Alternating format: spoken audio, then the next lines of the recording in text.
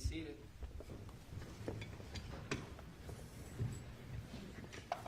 We're going to go on the record. It is March 20th, 2026. This is case number 251-401-132, State of Utah versus Sunwall. Welcome back, everybody. Ladies and gentlemen of the jury. We ready to get started, counsel?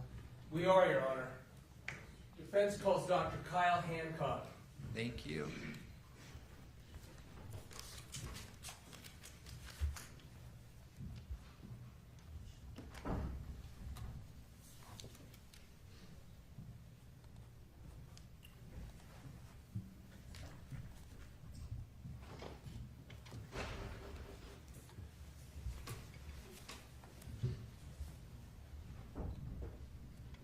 Good morning. Please come forward. Come up here near the clerk and we'll get you sworn in. You do solemnly swear the testimony you shall give in the case now before the court will be the truth, the whole truth, and nothing but the truth, so help you God. Yes. Thank you. Come on up and have a seat.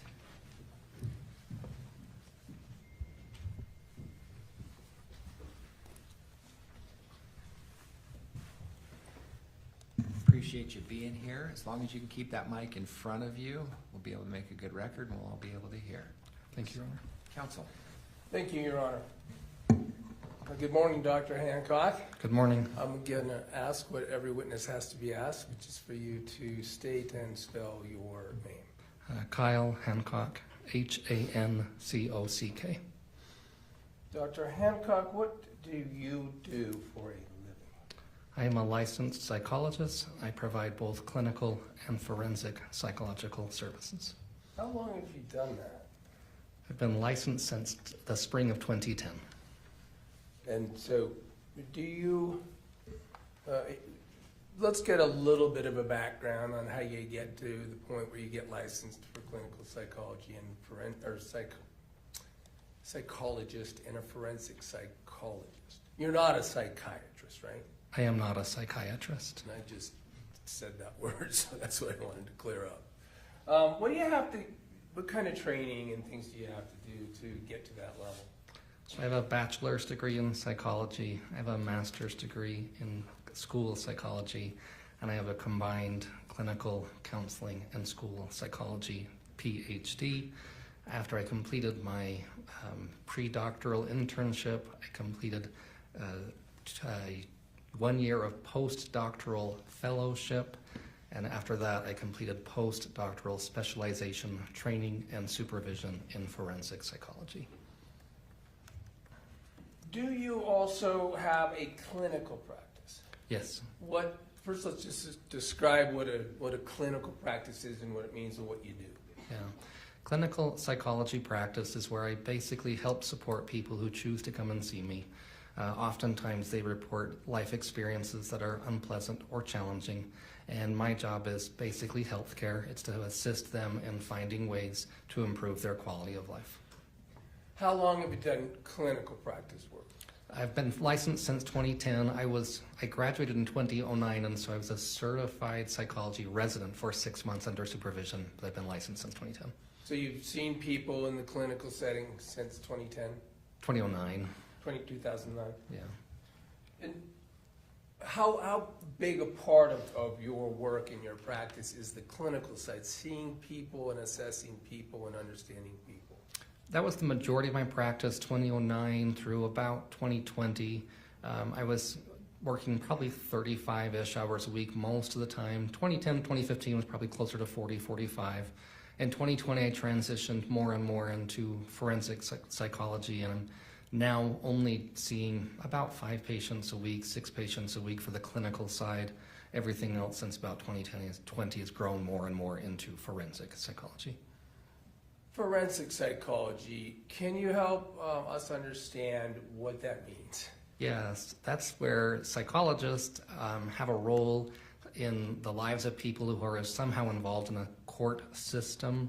So one of the things I do is help measure individuals' abilities and experiences when they report having disabilities that make it difficult or impossible for them to work.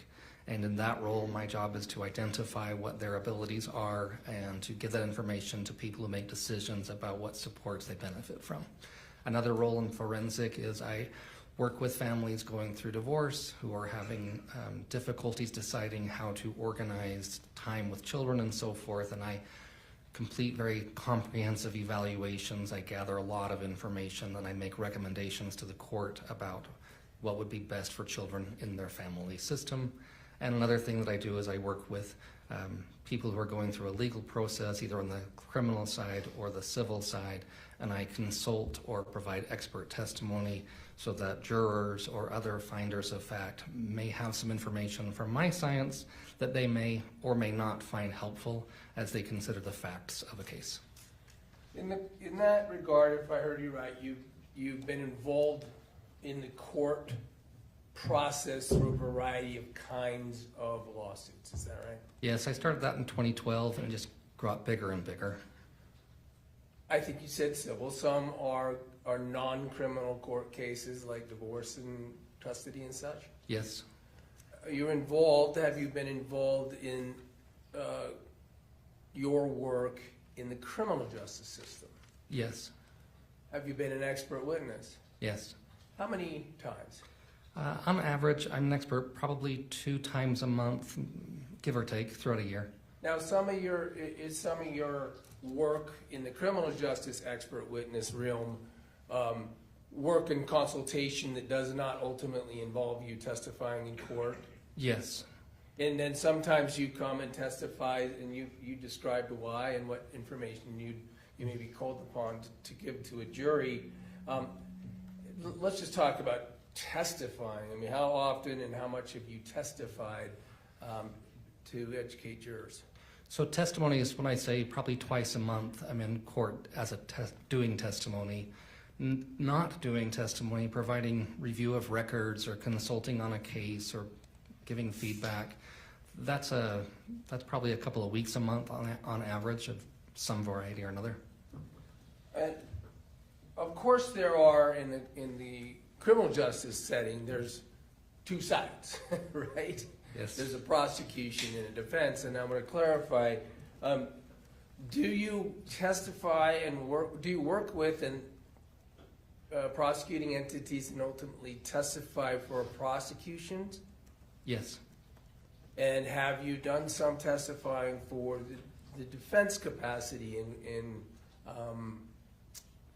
actual court cases and court testimony?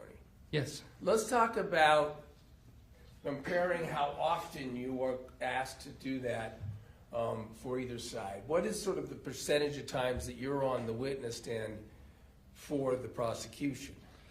Where I'm actually sharing testimony, that's probably about 25% defense and 75% prosecution in the last year. From 2018 to 2022 was probably closer to 90% prosecution, 10% defense through those years where I was sharing testimony. Where's your practice? In Logan, Utah. Do you work around the state in this capacity? In other words, you said you gave those percentages for testifying for the prosecution. Are those a variety of jurisdictions?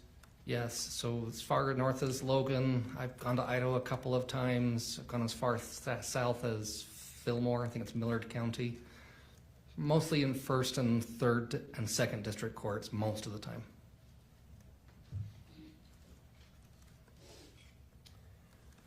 Let's get to what I've asked you to do. Obviously been hired by me on behalf of Ms. Sunwall, right? Yes.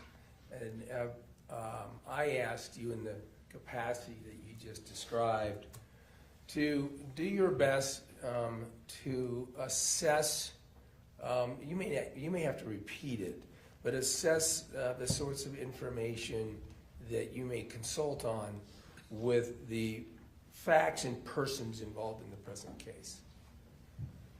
Yes, that's what I was asked to do. All right, and to ask you to do that, you got, did I provide materials to you?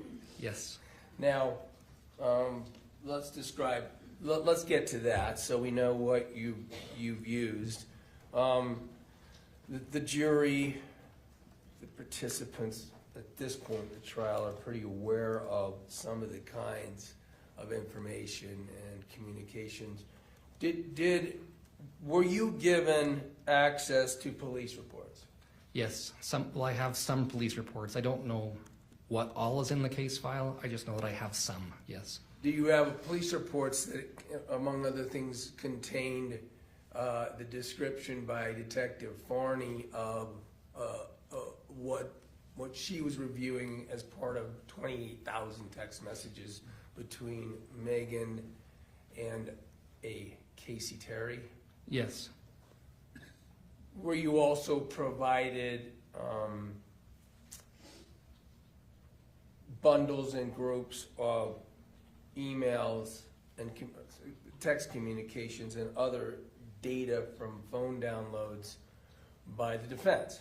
yes, And some of that was it even greater and different than what was put in by Detective Farney into her actual report? I believe so, yes. It was a high volume of communications. You didn't receive 28,000. I don't believe that was the number, but it was thousands of pages. Okay. Did you review that information? I did, yes. No, you said of course you don't know if there's reports that you didn't get, because Yes, is it fair that you rely on the defense to give you what's called discovery materials? yes, I receive information, I review that information and provide consultation feedback on the data I receive. Was that part of doing that? Was it by sharing links with? Let me ask you. I'm not sure it's clear yet. As a forensic psychologist, and in this capacity, we talked about the criminal justice system. Do you know what discovery materials are? Yes. Tell the jury what discovery materials are. What I meant by that. It's information that's obtained through the course of an investigation involving an alleged crime that's utilized as part of the judicial process, bringing about charges and then having those charges going through a judicial process. Who provides discovery in a criminal case? The investigators, so typically the prosecution's service team. So the prosecution gives the discovery, and then were you provided these materials, these thousands of pages, by means of even links to platforms like OneDrive that we use? Yes. And you said that included police reports, including did it include a 444-page report that was prepared by Detective Farney? Yes. It's 400 and something pages, so I'm assuming that's the one. Okay. Did you also receive some transcripts from prior court proceeding? Yes, I did. Did you receive, we talked about communications that were collected and presented in the discovery that were between Kacee Terry and Meggan Sunwall. But did you also receive communications that were pulled off of electronic devices, for instance, between these two, Meggan and Kacee, and other individuals? For instance, let's just focus on Kacee for a minute. Between she and other individuals that were on the phone.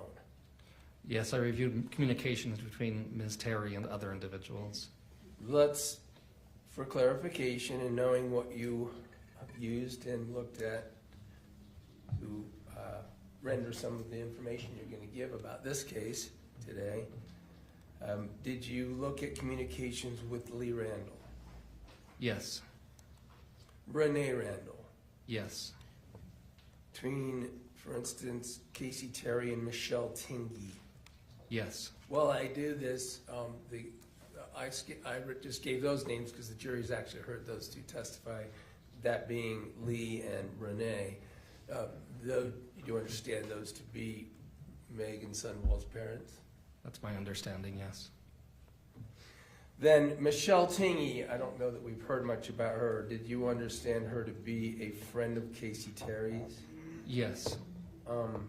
And so you were able to see some of the way Kacee Terry communicated with Michelle Tingy? Yes. How about Christian Clements? Yes. I don't think we've heard much in this trial yet about that. It was Christian Clements, a friend of Casey Terry's, apparently. That's what the communications would indicate. Now, I think we have heard some things. Did those communications indicate to you that she was involved in drug transaction with Christian Clements? That was what the communications would appear to indicate to me. There were frequent discussions about use of or acquisition of drugs or illegal substances. Then, how about Mark Farnsworth? Communications that existed with a Mark Farnsworth? Yes. A Kaylin. Yes. And I think there's been some discussion here, but did you understand that to be Casey Terry's aunt? That's my understanding, yes. And the Kylie Clark. Yes. Kylie, you understood to be Casey Terry's sister? Yes. Did you look at some text information with a Casey Tanner? Yes. Do you understand Casey Tanner to be Casey Terry's sometimes husband? My understanding is they'd previously been married and divorced, yes. There were, let me just go through for the interest of sort of time. Were there other people that you were able to that might be acquaintances or friends of Casey Terry's as well that you would review towards the ends of being able to give the information we're going to ask? There was also someone named Sue. There was reference to someone named, I believe the name on the communication was Liza Rue. And there may have been others. There was a Ty Wendell. Was Ty Wendell also someone sort of was in the loop with the Christian Clements and that sort of?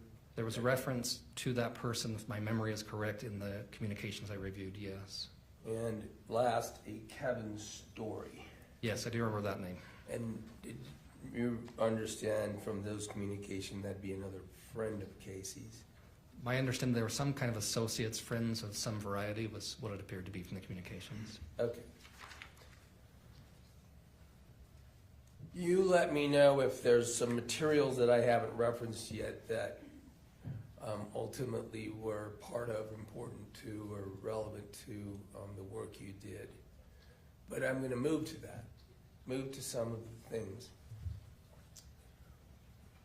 Were you asked to, in your capacity, review, investigate, and well, let's talk about this. Let me talk about it generally.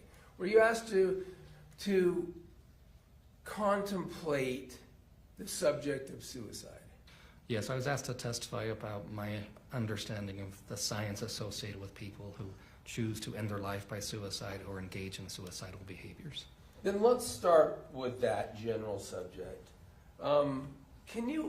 You said choose to end their life or engage in behaviors related to that topic. Can you unpack suicide a little bit from your expert? And by the way, here's one thing I didn't do. Do you read and train yourself with studies? Yes, I review research articles designed to communicate information to professionals and scientists in my world. I don't enjoy doing research. I don't publish research. It's not my preference. However, I stay up to date regularly. In order to maintain my license, I have to complete 48 hours of formal education every 2 years, and every 2 years I must demonstrate specific education in the field of suicidology, is what we call it in my science. Suicidology. So, and you, by leaving out the fact that you use all these materials and stay up, are those peer-reviewed articles and research studies that you're talking about? Yes, I rely upon empirical articles from peer-reviewed journals. And I guess I'll ask you, what does peer-reviewed mean? So it means that a scientist conducts research. He submits or she submits that research paper to a journal, and then there are a group of additional scientists who do not know the author, and they review that author's work for, I don't want to say legitimacy, scientific rigor. How well was it performed? How well was it designed? Did it follow the appropriate standards of practice, etc.? And then that panel of scientists give information and feedback to the original author, who then gets to review the article and resubmit it. Almost always is the process. It's kind of a checks and balances to ensure the information being published would meet the appropriate scientific rigor to assist individuals who are looking for scientific information. Thank you. You're welcome. So we'll return now to, you already said you had actually, the training includes the subject you indicated of suicidology. Is there study and training and writing and empirical research on that? Yes, substantial amounts. Has it been something that's built, existed for a long time? For decades, scientists have looked at the factors associated with life events and decision-making processes and feeling states and other variables that have been associated or linked in a scientific way to individuals who either end their lives by suicide or who attempt to end their lives by suicide or engage in behaviors that we call sometimes parasuicidal or quasi-suicidal behaviors. It's a really big topic in my science, is the short version. Is it tricky too? There's a lot of complexity, there's a lot of nuance, there's a lot of details. It's a tremendous amount of science.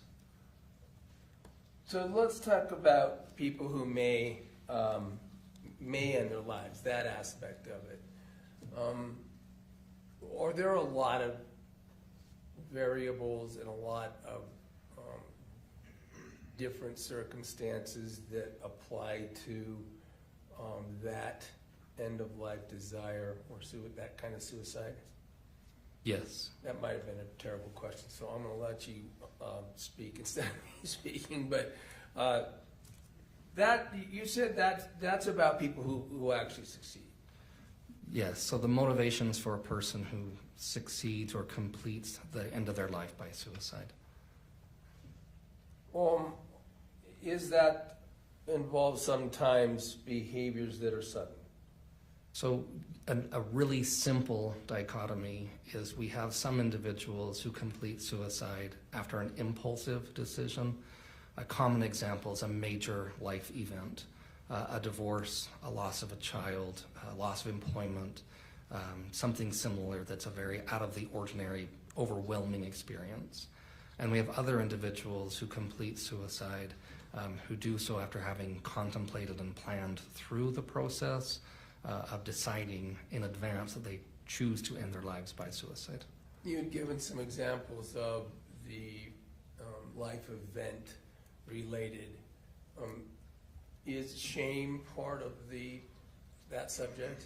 That's one of the variables. If there's an experience where someone's been discovered, something that's been revealed that would be embarrassing, that the person feels overwhelmed, emotion would be the hypothesis we would generate that they may choose to end their life by suicide.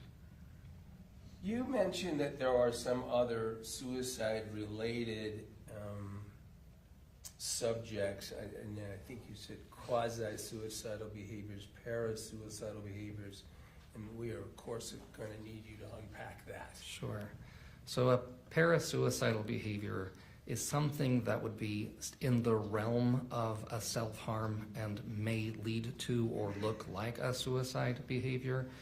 This would be, an example would be a superficial cut on one's arm or even one's neck. Oftentimes these behaviors serve the purpose of other than choosing to end one's life intentionally by suicide. Oftentimes these are behaviors where people report that they're seeking a need to be met. Caring, appreciation, kindness, compassion, feedback from others or involvement, a loss of relationship or a fear of people going to not believe me, etc.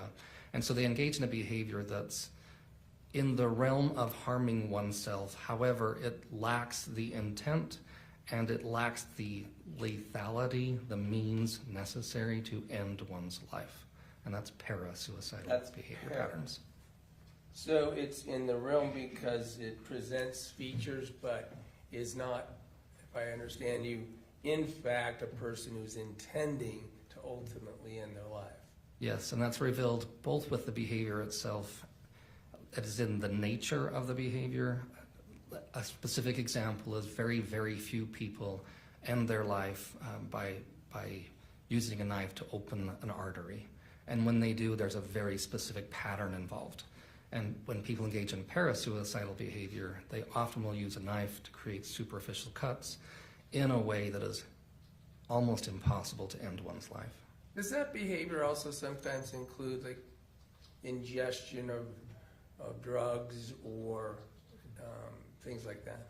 Yes, so especially among females, the research indicates quite clearly that a person may take a substance, a medication of some variety, that would create an adverse effect like nausea or dizziness or even potentially loss of consciousness. And in other situations, it can be a non-lethal. I've had people come to me and we've read research articles about people who take an excessive amount of one particular medication that would not result in the loss of life. I think quasi-suicidal was the next sort of subject on this point. So this is a step closer, so to speak, toward a behavior that would actually be sufficiently lethal to end one's life. So rather than a superficial cut going the wrong direction, so to speak, this would be a deeper cut requiring stitches going the correct direction. This would be, an example would be a person who, in one research study that I read, and in another personal experience in my practice, would present a set of circumstances in which the appearance of death by hanging was imminent, but would have safeguards in place to ensure discovery of the behavior. So an example might be the individual would create the news, the system already, so to speak, or have the appearance of being ready and standing on a chair 5 minutes before someone's going to come home. And again, the danger here is that individuals engaged in this quasi-suicidal behavior typically are not, well, the research tells us they're not typically motivated to end their lives. They're typically motivated by other variables, but the behavior itself poses a much greater risk of lethality because the method they're using, if not intervened or managed appropriately, could result in the loss of life. Another example would be a person who overdoses on a medication cocktail that would be either sufficiently lethal or very nearly lethal, but does so in the presence of another person. I've had experiences where a person, for example, came into the kitchen and in front of a spouse or another adult living roommate consumes medication with a very high prediction that the other individual will intervene and will rescue the person. So they are presenting much more dangerous and lethal features, but they still, if I understand you, are not actually intending to end their life. That's what the research tells us, that these individuals who survive these attempts describe experiences, and again it ranges, but oftentimes it's overwhelming emotions, it's difficult life circumstances, and they're typically seeking a motivation or an outcome other than the loss of their life, the intentional loss of their life. Would it be fair to say when we're in that quasi-category then that their intent is to present the most lethal seeming circumstances to convince the other or others that it's real? Yes. So the way the science would describe it is these are individuals who are coping with something so powerful that they're resorting to coping strategies that are clearly, from a healthy perspective, dangerous and problematic.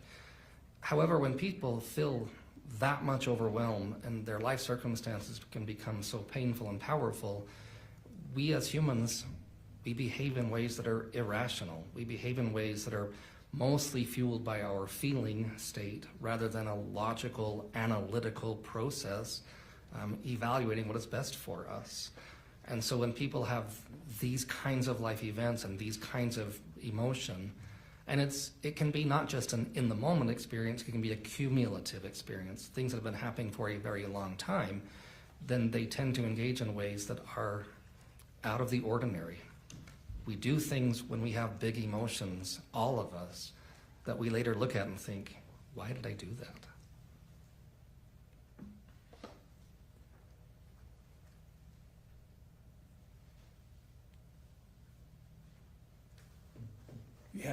You said you had even some personal experience in your clinical practice of tragic outcome of a quasi-suicidal behavior, unfortunately resulting in an actual death.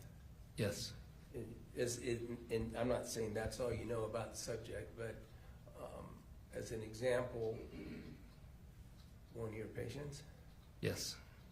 just really briefly describe how that, it was an articulation of the things that you've just described in general. It's happened twice in my career, that particular experience set. In one circumstance, it was a person who, the information I had in my role as a clinical psychologist was that my patient expected for an adult to return home at 5 p.m. And she had experienced a wide range of powerful life events and emotions. She had engaged in parasuicidal behavior for a very long time, and had received some unpleasant and painful feedback. People communicated to her that they were frustrated, discouraged, exhausted, tired. There was discussion about the end of the relationships. It was a very difficult time, and she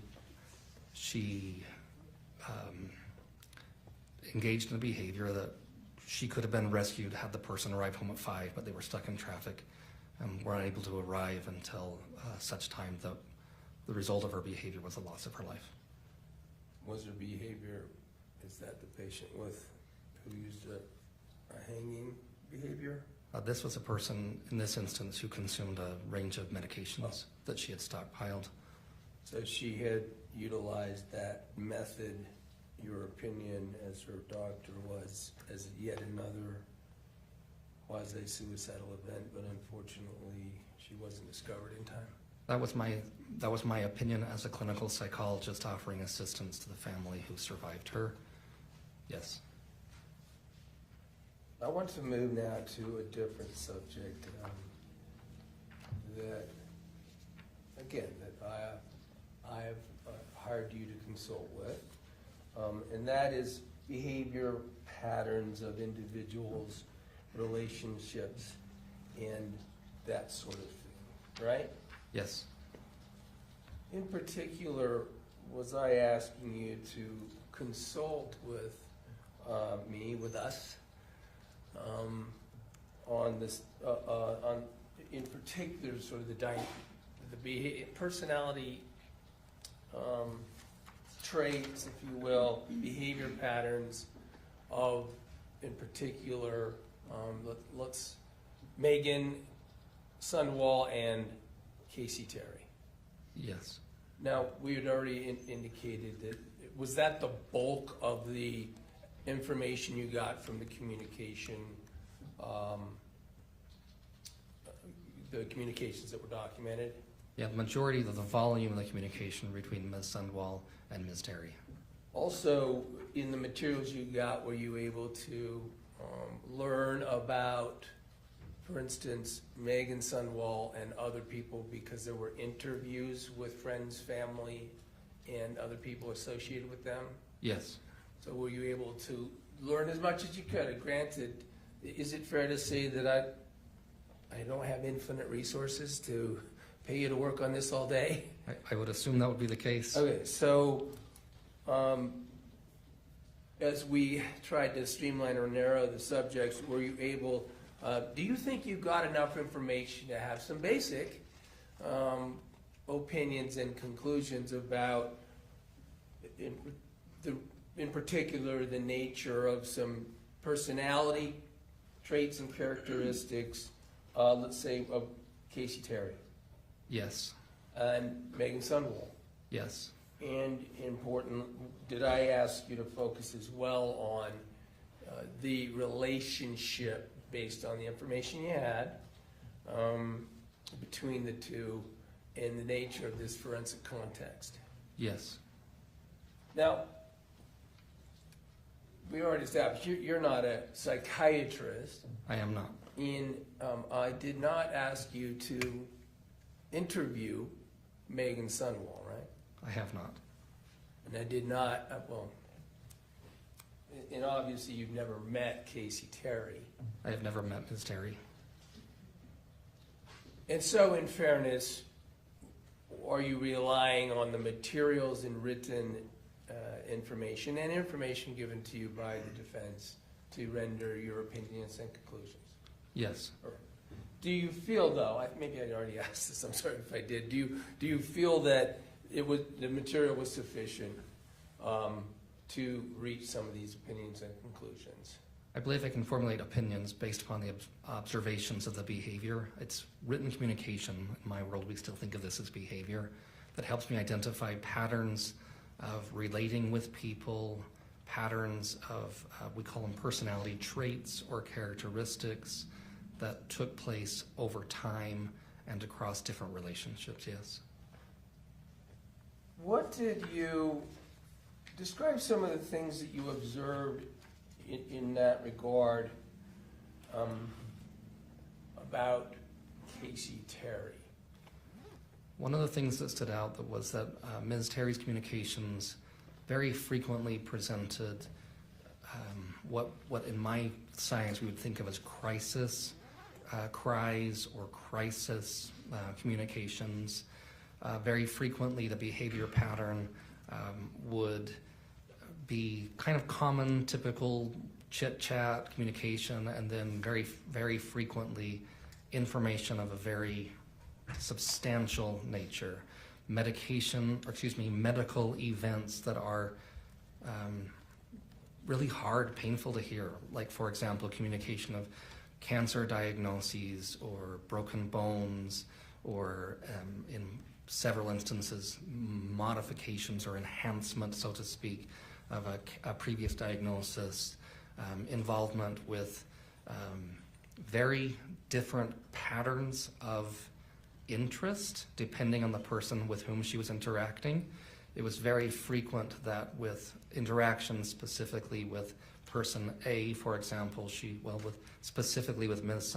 Sundwall, her communication patterns were starkly different from her communication patterns with Ms. Michelle Teamy, among others. And so one of the patterns I observed was Ms. Terry's communications indicated that she presented herself and her interests and her opinions in substantially and markedly different manners to different persons in her life.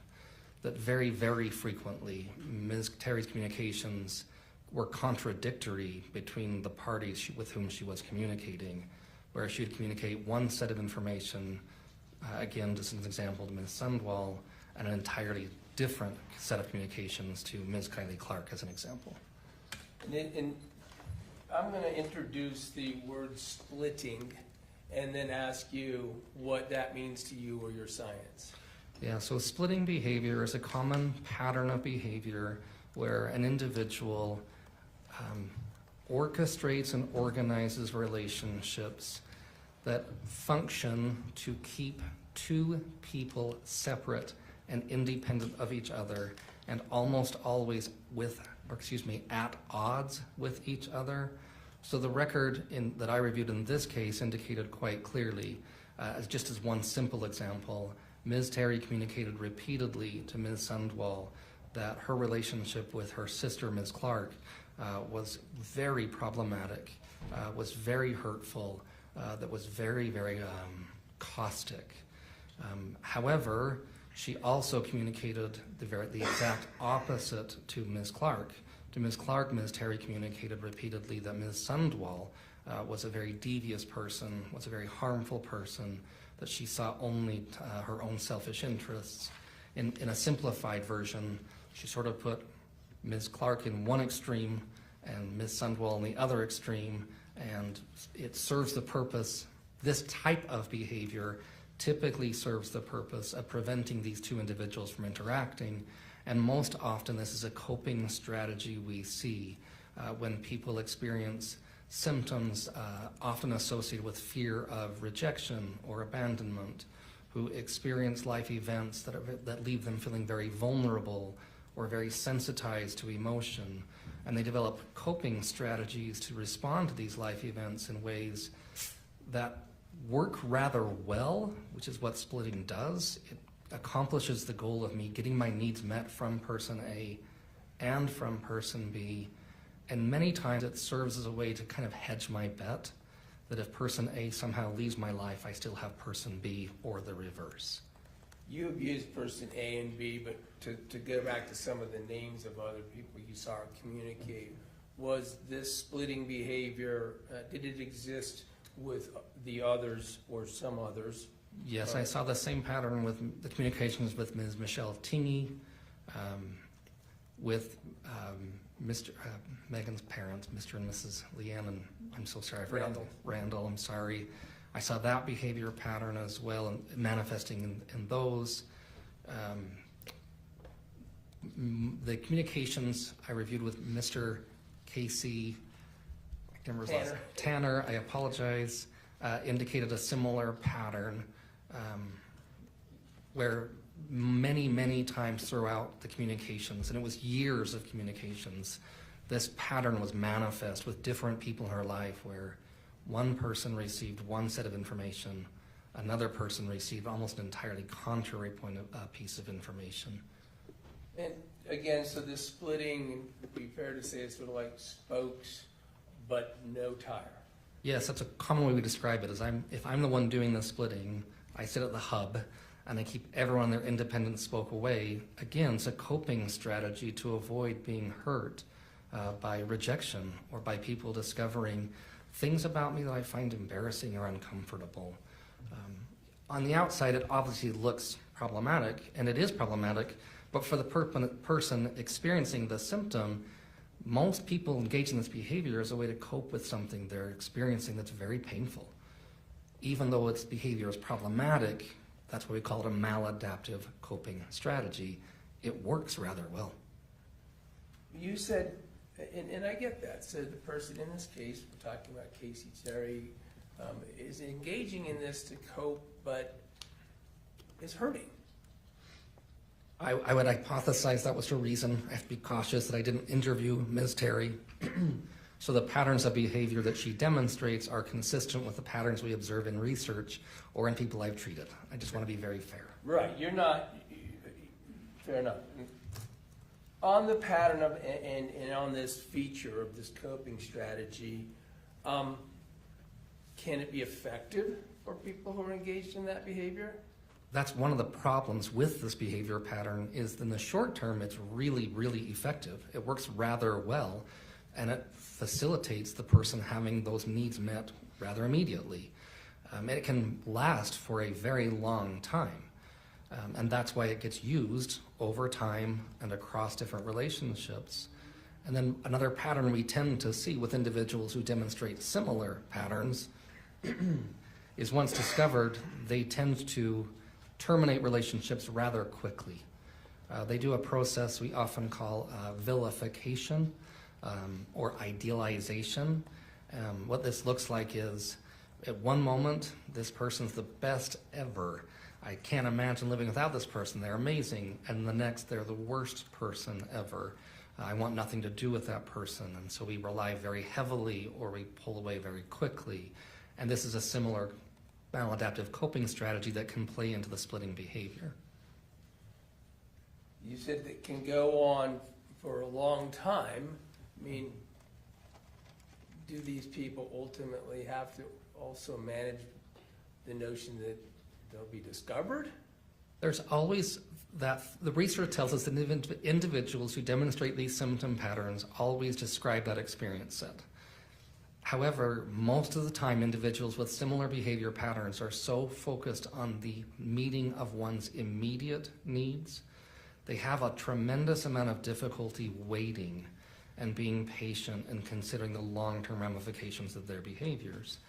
So they get so focused metaphorically on what's here now in front of me that whatever might come later down the road, it will be dealt with at some point. It's not relevant nearly as much as what's happening now. And over the course of sort of maintain this coping strategy and this splitting, does the research suggest that sometimes it needs to be energized or sort of increased to maintain the effectiveness? Very frequently. Very frequently. It's similar, we talked about the moving from a parasuicidal to a quasi-suicidal, that in order to maintain the experience of the relationship and the closeness of the relationship pattern, individuals with these types of symptom patterns will often up the ante, so to speak. They amplify the intensity or frequency or the length of their behavior patterns, because one of the primary factors is reducing the risk of losing a person in their life. Individuals that demonstrate these symptom patterns are often highly sensitive to the experience of someone not supporting them or believing them or caring about them in the way that they desire to be cared or believed in or looked after. And so most of their efforts are geared toward reducing the risk of loss. And so in order to do that, they will often go to great lengths. In this specific case, one of the things I noticed was that in the communications between Ms. Terry and Ms. Sandwall, much of her communication descriptions were associated with adhering to religious tenets and following a faith system devoutly. And then with her conversations with other individuals, it would be engaged in behavior that would be inconsistent, at least with my understanding of those religious tenets, using substances, seeking out substances, language that would be coarse by its nature and not typically consistent, at least with my understanding of those same religious beliefs. So as an example of using sort of one strategy with Ms. Terry, with Ms. Sandwall, and a very different strategy with individuals who are struggling with substance use behaviors. And that's very typical. Sometimes we call this being the social chameleon, where the individual modify their preferences, opinions, taste, ways of talking or dressing in order to increase their appeal to the person they're currently interacting with. Now, in order to be, to get this maladaptive need, satisfy this need,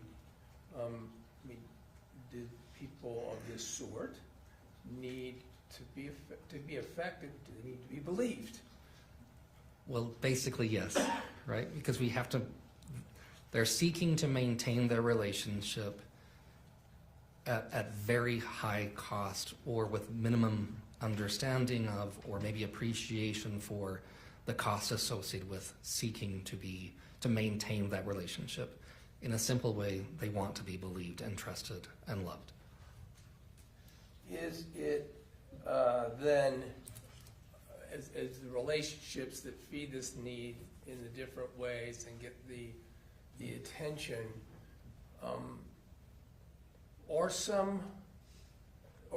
do they tend to be being used in connection with people whose personality will also be effective in the relationship structure? Yes, so part of that social chameleon is these individuals are often very, very effective at reading people, understanding their personalities and their characteristics and traits, and then adapting accordingly. In a really simplified way, if a person who experiences these kinds of symptoms comes across someone who's rather shy and reserved and quiet, it would be really quite common for the person experiencing the symptoms to accommodate. So that would maybe being shy and quiet, or it may be being fun and outgoing, whatever works, whatever serves the purpose of acquiring that relationship and maintaining it. And that's a very common feature set.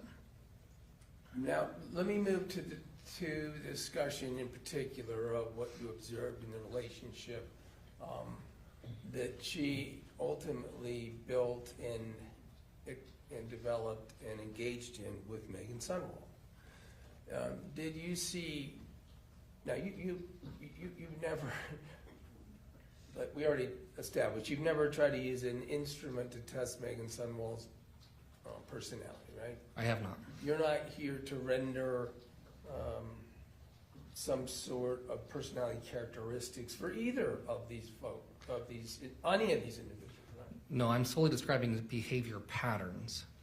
In terms of the behavior pattern, did you have conclusions or opinions about whether or not and how Kacee Terry was effective in that relationship in meeting her needs?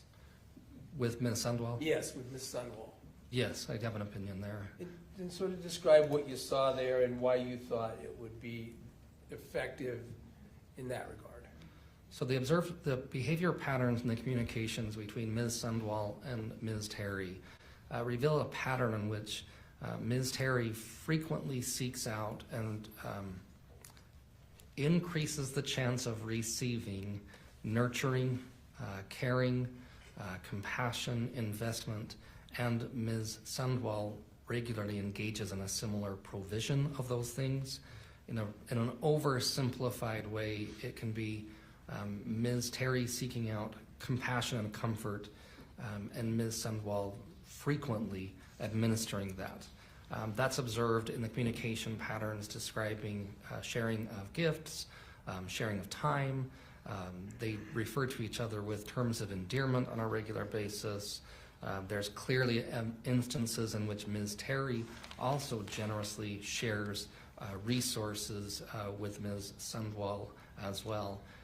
But it's very clearly I don't want to say a patient caregiver or a child parent, but a dynamic in which one person is seeking nurturance and the other person is clearly providing nurturance. Now, are there, let's just go ahead and focus on that relationship. Are there features that you saw in that relationship that would explain, why do people in Meggan Sundwall's position in that kind of relationship, what do they get? What do they commonly bring to the relationship, and how do they behave? So individuals who have a high degree of nurturance or caring or patience or gentleness or tenderness often receive intrinsic benefit and reward. So the research would say individuals in my science, mental health, excuse me, in nursing in particular, and palliative care, things of this nature, they often describe experiences of personal reward and value in being part of what helps and supports people. In fact, one common theme in our training in clinical psychology and social work and nursing and so forth is the idea that we take our patients' experience as their experience of reality and truth. And my job as a clinical psychologist is to listen to my patient's story, seek to understand their story from their point of view, and to really basically assume that what they're sharing with me is a reflection of their real life. I'm not an investigator, I'm not a fact finder, and it's quite rewarding to be a part of that relationship of seeing people grow and receiving feedback of being someone who's involved in supporting and assisting and helping. There's a lot of reward for people with those kinds of characteristics that comes from being involved. The other part of the pattern is that individuals who demonstrate symptoms similar to the ones I observed in Ms. Terry are very, very adept at giving that feedback and giving that information. One of the things I always tell my trainees is the moment your patient tells you the best thing ever, and there's never been a smarter therapist in the universe than you, is to really be careful with what we as the therapists do with that information. Because if we start to believe that, it impairs our capacity to engage in healthcare. That's why they do that behavior patterns, because it rewards us. Do someone in the position, for instance, we're talking about the relationship that involved Meggan Sundwall, in that dynamic,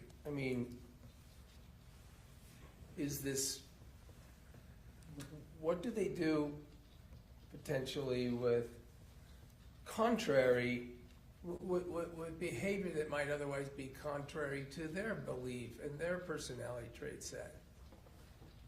To describe that a bit. How do they act sometimes that might be contrary to even to what they're otherwise have as a personality and a value set. So, an oversimplified version, I think about when I was dating my spouse, and I was giddy in love, so to speak, and she could do nothing wrong. And we've been married for a little while now, and she's an imperfect and wonderful person. But in that state of emotion, my acknowledgement of common, typical human experience was very shaped by my emotional experience. And when individuals are operating mostly by what they're feeling, we as humans don't do a great job of thinking thoroughly and clearly. And what that does with our behavior is it encourages us to not attend very well, not pay attention to, or even to dismiss indicators of, wait a minute, this is not what I normally do. A silly example I use is when my spouse and I were courting, we went to Cold Stone ice cream. We were in college, I had no money, but I bought her a Cold Stone ice cream cone, and we didn't buy another one for probably 20 years because I couldn't afford it. But at that time, I didn't behave according to my financial consciousness self. I was giddy in love. And so it's a metaphor for what most of us humans do. Now, the ultimate nature of this relationship in this case, including the culmination or the end of it, is quite serious. Do you agree that you saw some quite serious features of this behavior pattern and maladaptive behavior issue? The number, the frequency, the severity of the behavior patterns that I observed from Ms. Terry's communications would fall within the severe range of a person who demonstrated similar patterns who came to see me. And on the same seriousness and level, is the length of time that this occurs, how does that affect and generate energy or momentum? So we call that a cumulative effect. People often, we have an experience that our science calls cognitive dissonance, is one way to explain it. If I've been, simply put, if I've been paying on a car for the last 5 years, it's my dream car, and I really love this car, and I put in so much effort, and I've repaired it repeatedly, I stopped thinking about, it cost me more to keep this car going than the car is worth. I'd be further ahead to simply give the car away than I would be to continue repairing and putting money into this car. And in a relationship, we can do the same thing, any of us. I have tried so hard for so long. I'm so invested, so involved. This is specifically amplified by the number of deception behaviors and the intensity of the deception behaviors that were discovered. That pattern of deception primarily serves the purpose of amplifying emotion. And that emotion investment over time grows exponentially. And it makes it more and more and more difficult for us to accept indicators that would be inconsistent with our conclusions. We explain them away, or we justify them away, instead of being more inquisitive or more scientifically minded, is a simple way of putting it. Let me talk a bit, if you could, about how that might reach something that I think may be referred to as a sort of savior complex. Describe that, if that's a thing, Yeah. and what it means and how it might apply, of course, for an assessment of this case. It's a pattern we see in healthcare workers on a pretty regular basis. It's a belief system and a behavior pattern, so to speak, in which a person comes to the conclusion that if I'm the example, I'm the only one who has the capacity, the technical expertise, the willingness, the emotion to take care of my patient. In my world in clinical psychology, some professionals get in trouble, they make errors because they seek to support their patient in a way that is unethical and inappropriate. Like, for example, showing up at their house to dispel an argument between spouses. That's a gross ethical violation. But the goal is I know so much about you, and I've taken so much care of you, and no one else loves you, and your spouse is horrible because you've told me how horrible your spouse is, that if I don't do this, I'm going to be complicit in your harm. So the idea for individuals who have these kinds of belief systems is they engage in a behavior mostly fueled by the emotional conclusion that I'm here to take care of you and save you, and nobody else can, only me. I'm the only one capable. So not only must I take care of you, but if I fail to take care of you, then unfortunately I'm complicit in your harm. And that's very difficult for someone who's a caregiver. Now, in this particular case, the subject between these two individuals was less palliative and more confederate in the actual suicide aspect. Is that correct? That's my understanding from the communications. And how would that play? And that seems, talk about counterintuitive. How is it, this relationship and this desire to feel like I'm the only one that can be with you, how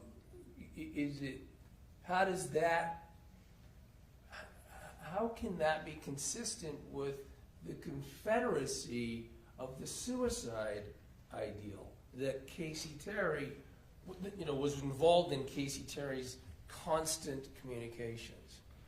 So in patterns for other individuals, what people describe is that the purpose of the suicide behavior is a relief.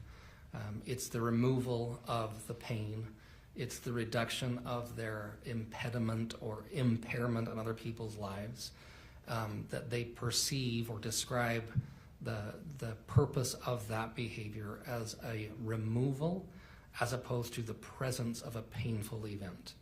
And so by engaging in the removal of something dreadfully unpleasant, it facilitates the conclusion that I'm doing good. It's a simplified way of saying this. So that if the idea is that the desire of, in this case it would be Kacee Terry, but someone in the literature that studies in this dynamic, the desire to be free from misery is the savior complex for somebody who's a confederate or an associate or close one and only that can be part of that subject? That's one of those that show up. Another is the fulfillment of the loved one's wishes. There have been other studies and other examples where in one study I recall it was an elderly couple who didn't want to be a burden and this is all, of course, research gathering and theory development after the individuals were deceased. They made a pact and wrote a letter to their children where they decided one person to end the other person's life and the other to end their life by suicide. And they talked about it as we're the only ones who can do this for each other, and so we're fulfilling each other's wishes by removing ourselves from this burdensome role we've taken. So the notion is that this caregiving person is actually in this counterintuitive circumstance that they think that being in their role of assisting and relieving pain is the feature that becomes a savior aspect. That they become an advocate. They become the one who can rescue. They're fulfilling the wishes of their loved one by adhering to their request or something similar. And so to bring this kind of full circle to the notion of quasi-suicide, you've described that somebody in the quasi-suicide circumstances is certainly trying to be convincing. Generally speaking, that's what we would assume, is that they've increased the intensity or the lethality of the behavior that would be closer to an unintentional loss of life by suicide or an unintentional loss of life. And that the end of the loss of life is the relief that the other person in this codependent relationship is idealizing as the ultimate comfort. That's often what people report and describe, is that they're seeking to remove the pain, remove the distress by adhering to the person's stated wishes as they understood it.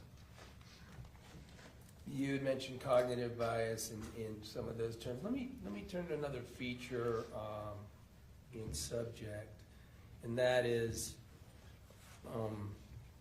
confirmation bias. Can you tell jury a little bit about that and what that means and how it's featured in human behavior? Yeah, so confirmation bias is something that our science has known about for decades. It happens to all humans to one degree or another.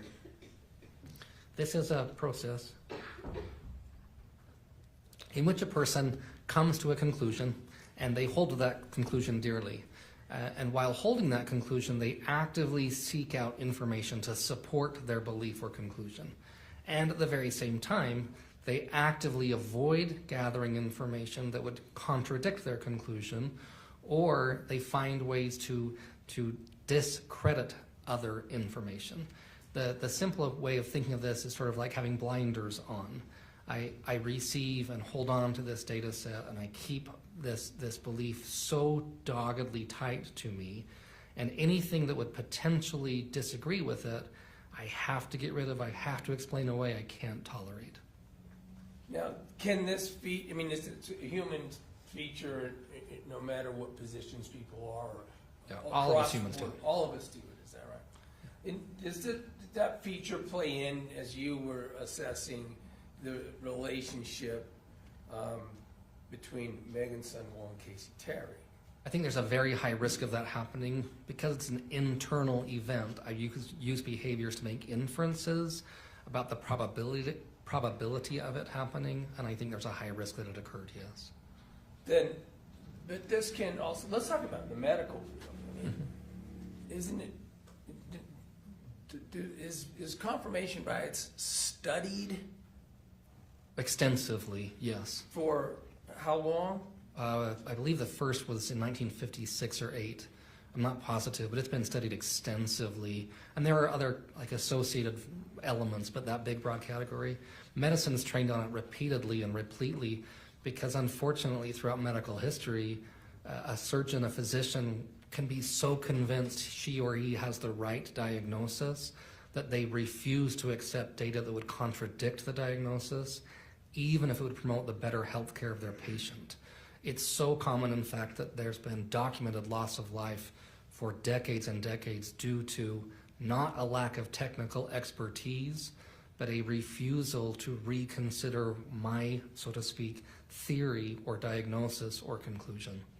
And it appears to be something that would be problematic, for instance, in science in general, right? Very much so. There are famous examples. Again, in my science, there was a study once of postmortem brains that was very much replete with this problem that was later thoroughly and exhaustively debunked. Another study involving medication in 2003.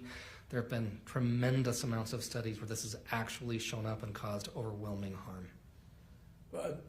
Is it correct that these studies have, so the goal is to do it, you can, in science and in medicine, to identify it and minimize it. Is that fair? Yeah, so an example is in my role, I always keep a decision tree in front of me when I'm doing my evaluation cases, and I always intentionally make a hypothesis, a scientific guess, and I look for information to support that guess, and then I actively look for and ask colleagues about information that would contradict the conclusion I've come to, so that I'm reducing my risk of engaging in that bias, especially when my role involves making recommendations for vulnerable people.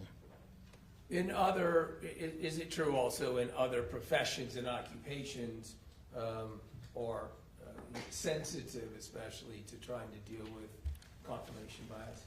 That's my understanding. I knew there was a company at one point that actually had a copyright to show a video of the Challenger disaster, the Challenger shuttle disaster, and trained major corporations to avoid engaging in this confirmation bias and groupthink behavior pattern.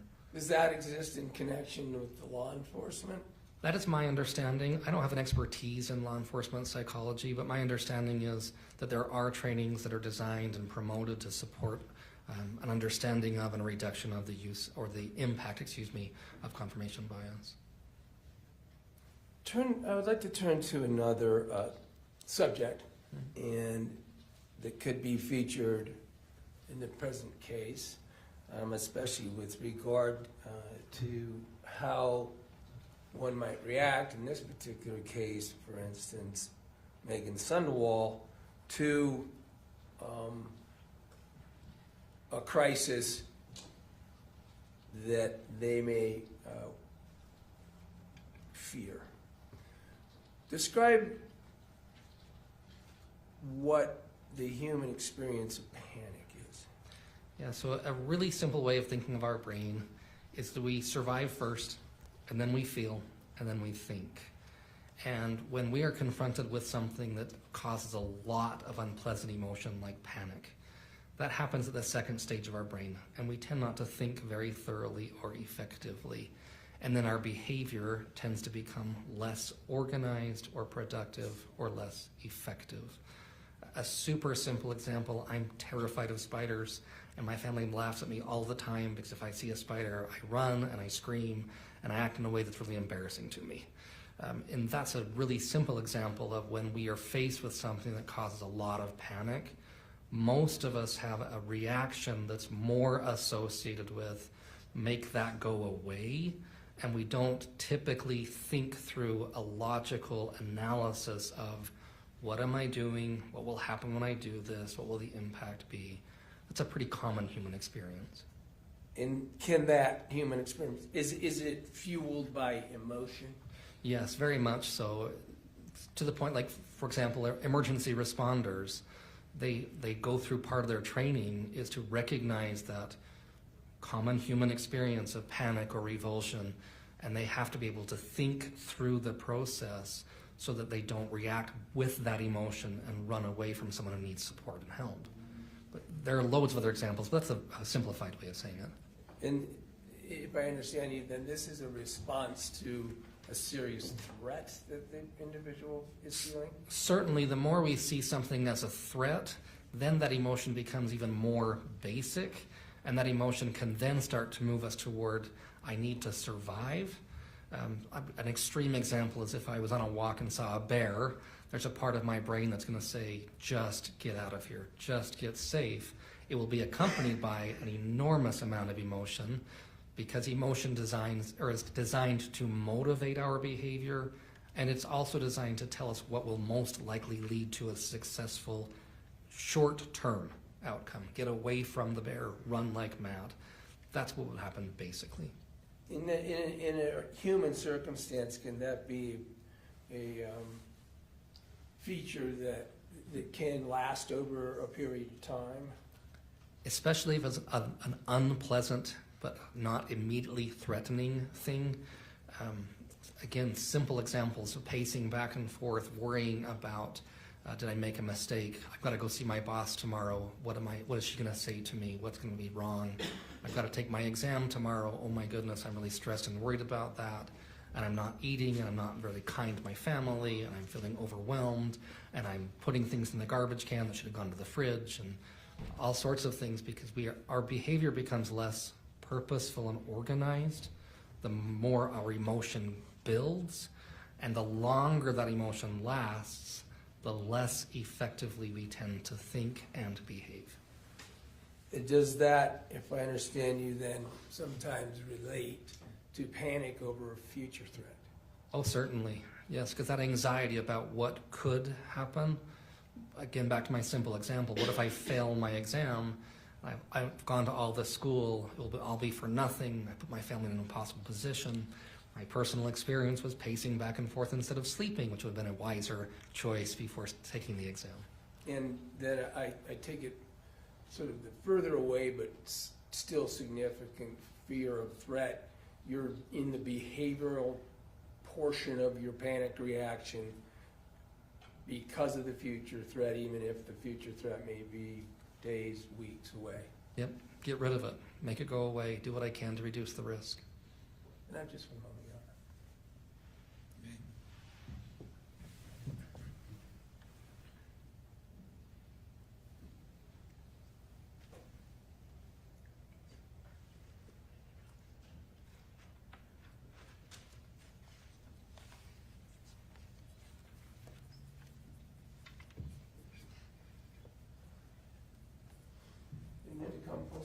again, full circle on this case.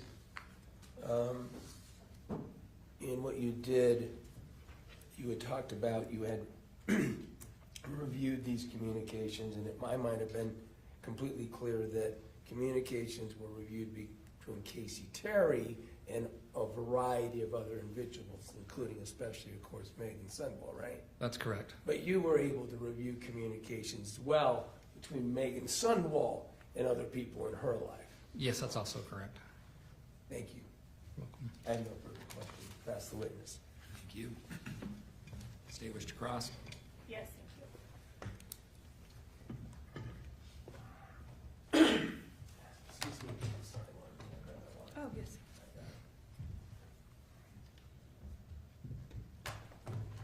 Good morning, Dr. Hancock. Good morning.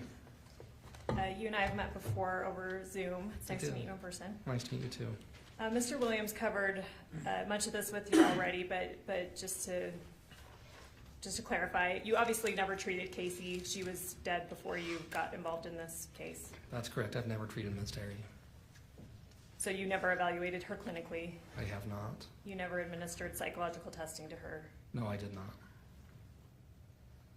You never met with the defendant, Ms. Sunwell. That's correct. I did not. Similarly, never gave her psychological testing. Yes, that's right. You'd agree that in assessing personality or dynamics of people, it would be ideal to actually meet with the people.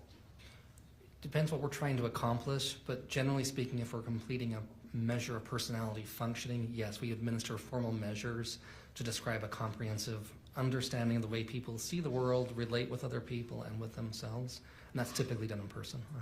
So that would be ideal, but obviously you didn't do that in this case, but you reviewed a lot of communications. Yes, I was asked to review communications to identify any patterns of behavior. You didn't review, you were given many of the text messages, you didn't review all of them. I reviewed the best I could. I certainly didn't review every single one, no. Yeah, there's certainly a lot of them, about 29,000. Yes, ma'am. You are a psychologist, you're not a medical doctor. I am not a medical doctor. I have a PhD. I'm a psychologist. I want to talk a little bit about Kacee. You described in direct that a lot of Kacee's communications, particularly to Meggan, were about crisis, medical emergencies. Is that fair? Yes. I believe you said that Kacee also engaged in modifications or enhancements of diagnoses. Yes. Does that mean that she often fabricated or exaggerated, in your opinion, what was happening with her medically? Yeah, she would start with like a diagnosis of cancer, for example, and would report later it's now spread or it's now gone from one part of my body to another. So yes, a progression or amplification. And you're aware that she, in fact, didn't even have cancer. That's what I read in the record, was that she did not have cancer. Are you familiar with something called Munchausen's, or I think what now in the DSM-5 is referred to as factitious disorder? Yes, I am with both. This is a condition where people fabricate or exaggerate medical ailments, primarily for attention, right? Primarily for some emotional need, including attention, yes, that's right. You mentioned that Kacee's communications with people other than Meggan were often very contradictory to what she's telling Meggan, right? Yes, yes. I believe you mentioned Michelle and Kylie in particular. Kacee did not have a pattern of telling those people these detailed, exaggerated medical stories that she's telling Meggan. If my memory is correct, she shared medical history with Ms. Teamy and I believe other individuals as well in her communications. My memory is that there was communication that she'd been diagnosed with cancer, that she'd broken a leg. There were some others similar to that, is my memory. Fair enough. So she does talk to them about maybe some medical conditions that, granted, yeah, we all know that cancer is false, so she is lying to them to some degree. But she doesn't have the same pattern of engaging in heavy discussion of exaggerated medical problems with Kylie or Michelle. I didn't observe that with Kylie as much, and with Michelle less. There were other topics that were discussed more frequently in my review of those records with Michelle. And she didn't reflect suicidal intent with anybody other than Meggan. I cannot remember all the details on that. There were so many reviewed. I can't remember if she mentioned it, but certainly it was more commonly discussed with Ms. Sundwell than it was with the others, yes. Excuse me.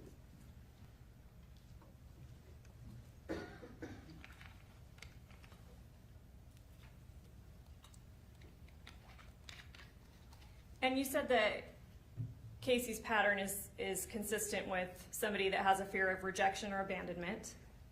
Yeah, so individuals who demonstrate similar patterns of behavior often have significant fears of rejection or abandonment. Consistent with Casey seeking attention. That's also an associated feature set. And you stated that this is a coping mechanism for people like Kacee, people that demonstrate these patterns, that allows them to get their needs met through different people in different ways. Yes. You talked about Yes. splitting, Yes. and that's that concept, right? You're telling person A something, person B something different, because you stand to gain different things from either individual. Yes, in part. And you mentioned that a lot of what factors into this pattern is a desire to not lose a certain person in their lives, not lose a source of attention or comfort or care. That is one of the feature sets, yes. Would it be fair to say that your review then would be consistent that Casey's pattern is not wanting to lose Meggan in her life? I would say that the pattern would say she doesn't want to lose the role, the function, or the purpose of having people in her life, one of them being Ms. Unwell, yes.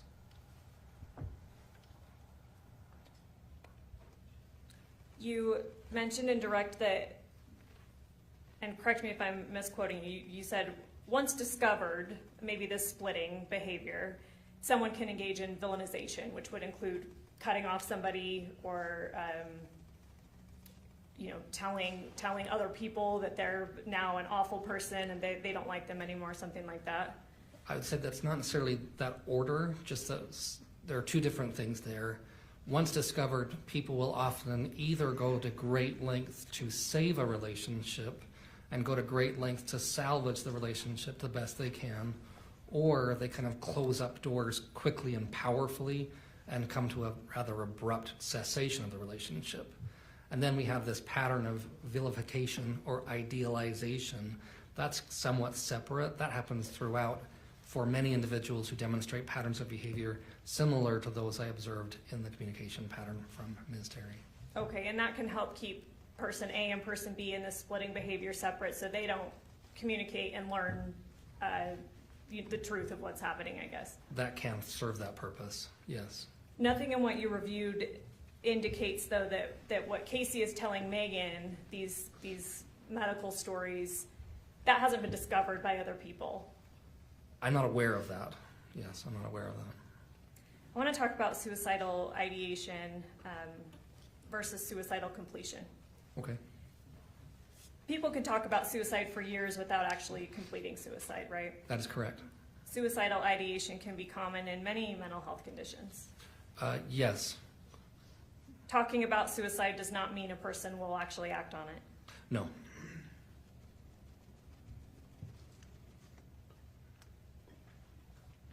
Expressing dramatic or fluctuating intent can also be common when somebody's talking about suicide.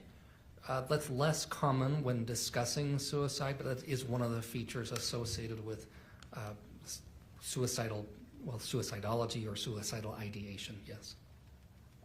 Ambivalence in potentially suicidal people or people who are talking about suicide can be extremely common. People often demonstrate ambivalence in whether or not they intend to end their life or they're considering it. That happens regularly, yes. In fact, many potentially suicidal people both talk about wanting to die and wanting to be stopped, or internally they're wanting to be stopped. Many people who survive suicide attempts or who report having experienced suicidal ideation describe that very process, yes. You talked a little bit, I think you made reference to someone making a superficial cut on them versus a cut that would actually have a chance of killing them.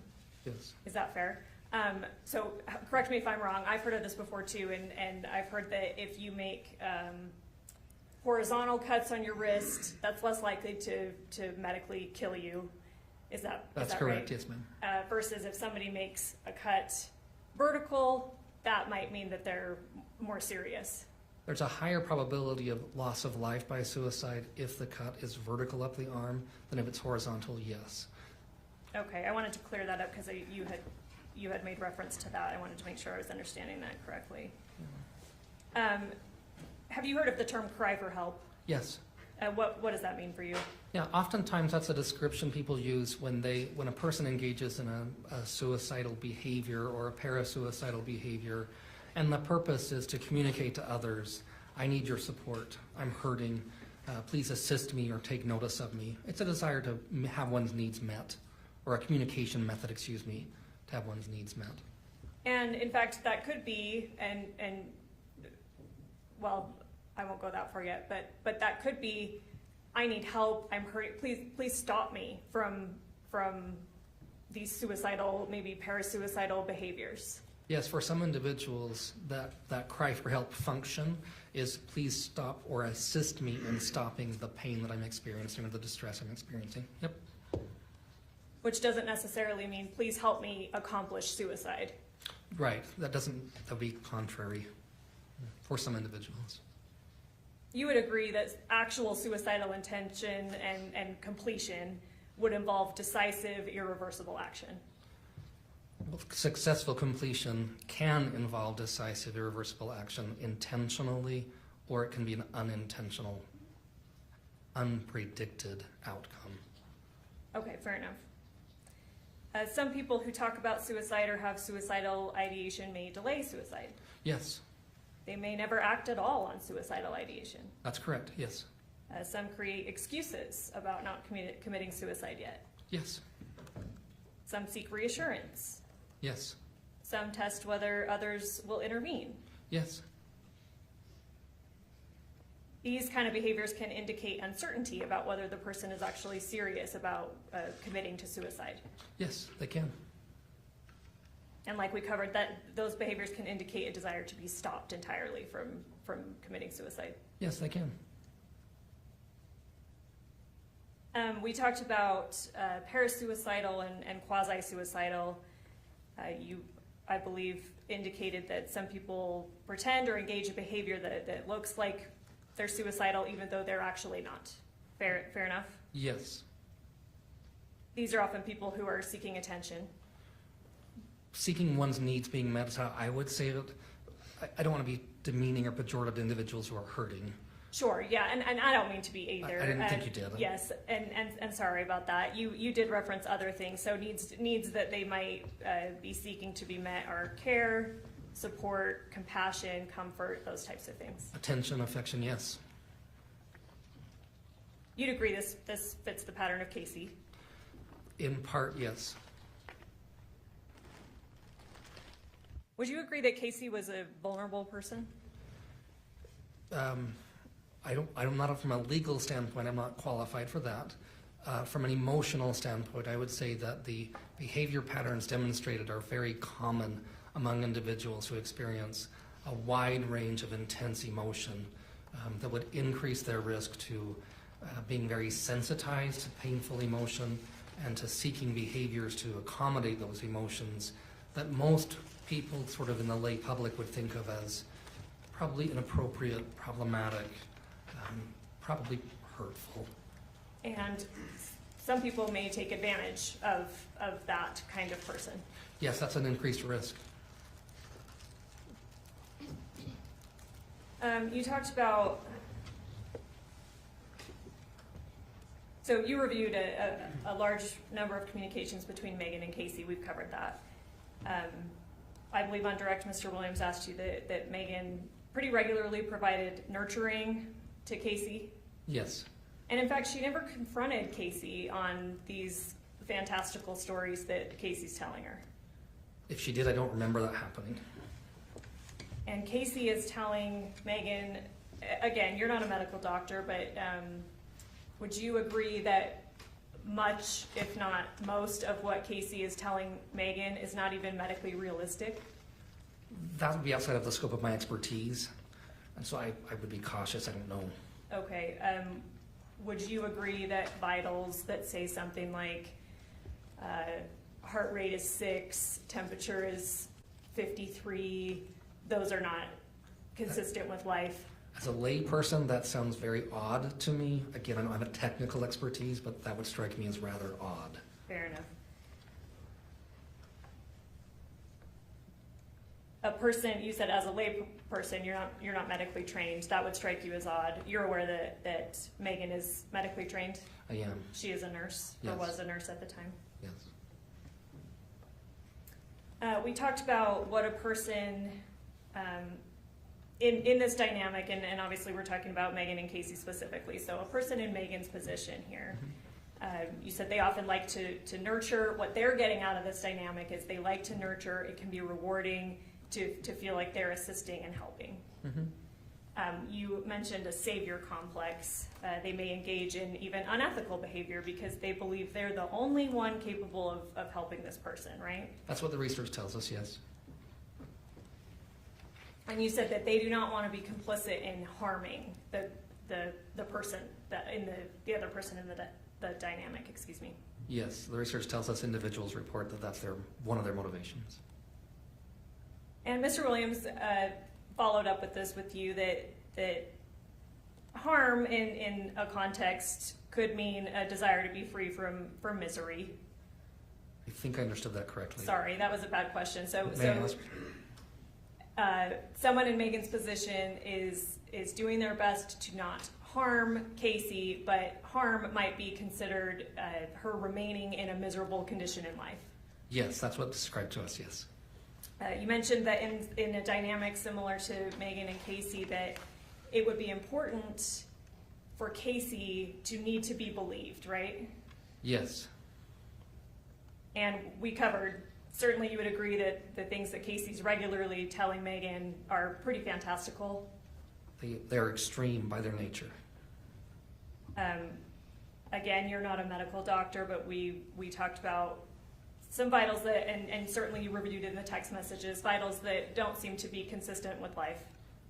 Again, as a lay person, that would strike me as out of the ordinary, yes. Casey talked to Meggan about having this surgery that was facilitated by doctors that would allow her to metabolize medication better so that she could come back and be able to kill herself.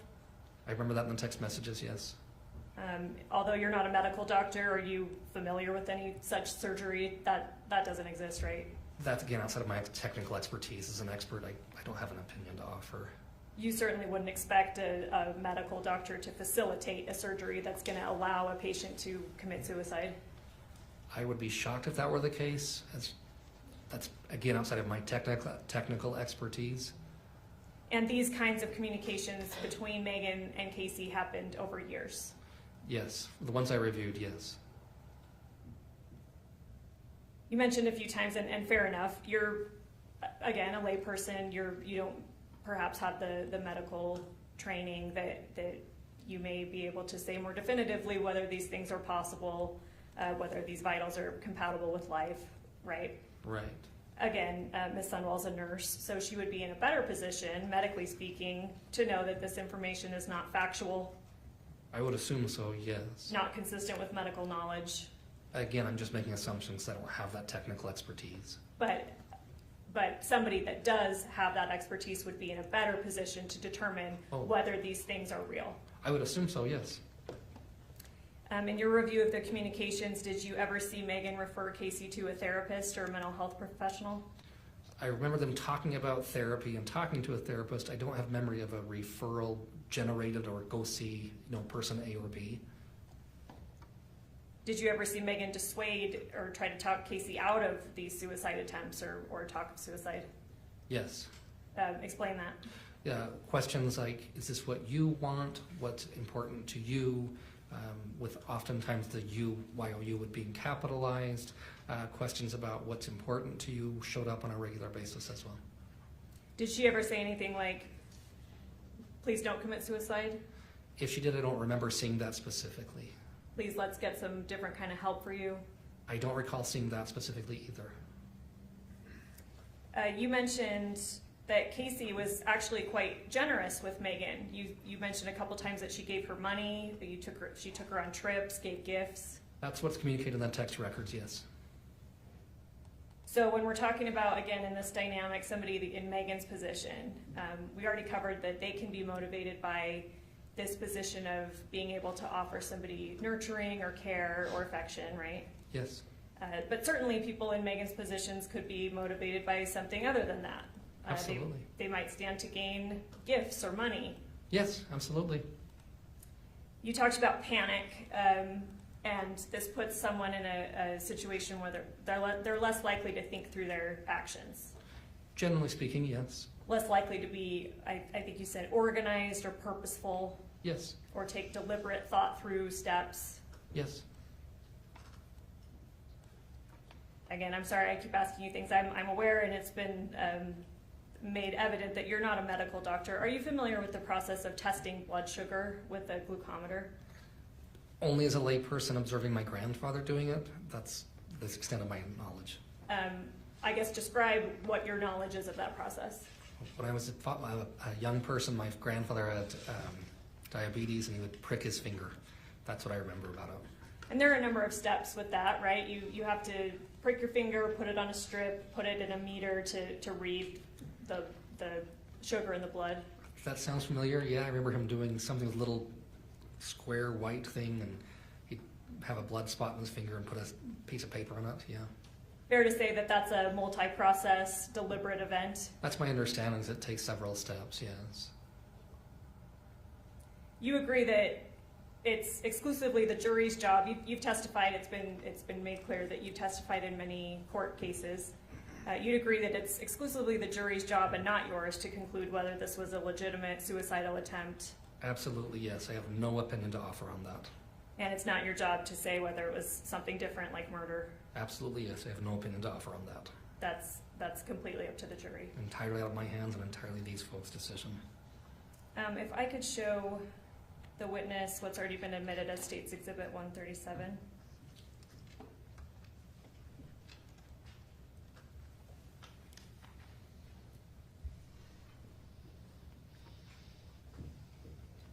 Sorry, it'll pop up on your screen, and it takes a few flickers,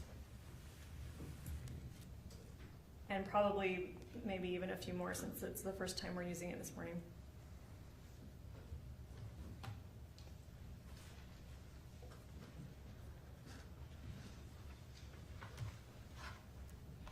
Let me know when you see that. I do see it. Well, I see something on my screen. I'm assuming that's what we're looking at. Take a look at that, and I know that you reviewed a voluminous amount of text in this case, but tell me if that's one that you recognize having reviewed. It is, yes. If we could, oh, that's been published, thank you. What date does this happen on? 8/12/2024, And what time? 9:45 a.m. And then the second one, 8/12/2024, what time? 9:47 a.m. Are you aware of the date that the events that we're talking about here happened on that led to Ms. Terry's death? Yes, It's August 12th. that's my understanding. It's August 12th, 2024, yes. And this last text says, do you want to take some promethazine when I get there so that you are asleep when this is happening? Yes, I see that. This is something that you reviewed. It is. I don't have anything further. Redirect. Very cool. Good. Just a couple subjects that we just talked on this panic response and this notion of what people do in reaction to a threat. Is that right? Yes, commonly, and other things too, but yes. And I think you described it as it's driven by emotion and not necessarily cognitive rational thought. Yes, that's accurate. And I just want to address this notion of an organized or intentional activity in relation to this panic response. It doesn't mean that they might not be able to do tasks in relation to their panic. Right, people are still doing things when they feel panic most of the time. I mean, I guess it's theoretically possible for a person to say, I felt frozen, didn't move. Sure. But certainly possible to do things while feeling the feeling of panic, yes. So they may be irrational, but they're able to be organized enough to function. Is that fair to say? Sure. Okay. And it's all, however, driven towards and about the emotional impact and threat that they're trying to address. In that moment, yes, generally speaking.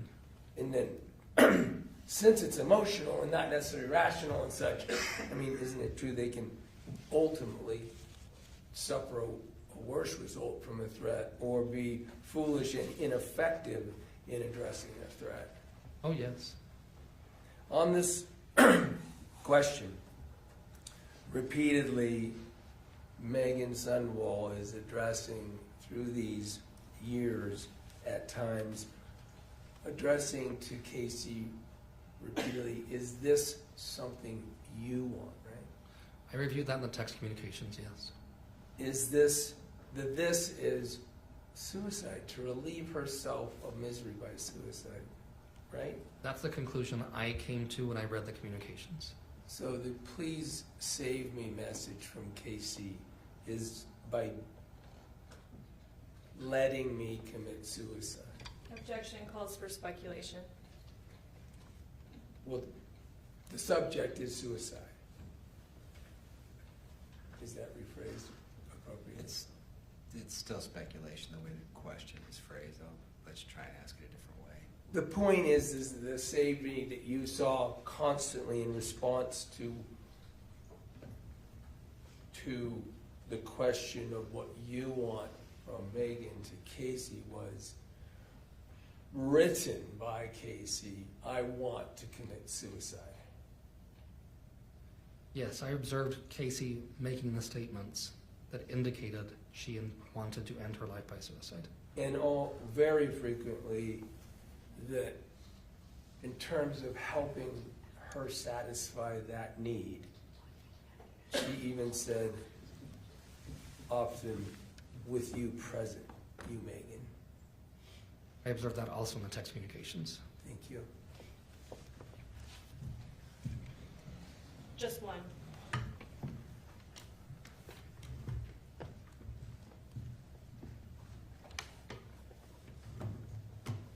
In your review of the communications, Kacee is not necessarily inconsistent with what you described as parasuicidal or even quasi-suicidal individuals.